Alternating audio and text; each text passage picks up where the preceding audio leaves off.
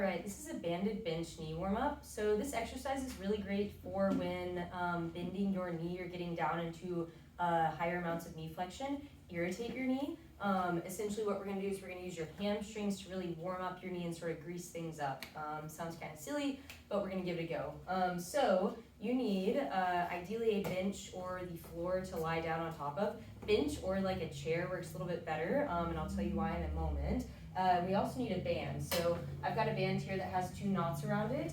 And you're gonna find a distance between the band, where the band is fixed, and where your body is that makes this challenging. So you might end up having to sort of move things around a little bit. But band is looped around our rig here, and then the other part of the band is going looped around my ankle. And then let me go face down or belly down on this bench. So my other leg is going to come up a little bit so that it's supporting me. So that I have a little bit of a reference through this other foot here. And then what's gonna happen is I'm gonna go straight on first, and I'm bending my knee up, and then coming straight back, and I'm feeling lots of hamstring working. I'm also gonna do a little tiny tail tuck here, and imagine there's a bubble between my belly button and the bench, and I'm trying to decompress that bubble, just so that my pelvis is in a slightly better position, and so that I'm balancing what my core is doing with what my back's doing. So this is version 1, straight on.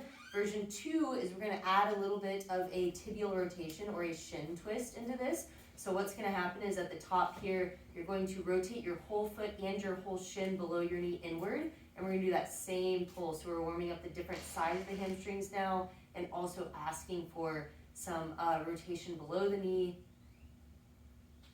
So that's internal rotation or sort of pigeon toe position. We're also gonna go for external rotation. So I'm turning my foot and my whole shin outward, and then we're doing the same thing here. We're curling up.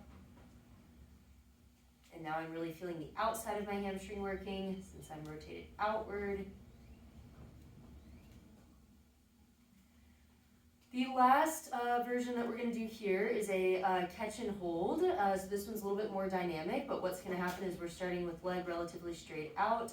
Got a little bitty tuck underneath the belly here, and then we're doing a dynamic pull and then catching and holding where we're able to. So pulling and trying to minimize the amount of wobbles as quickly as possible.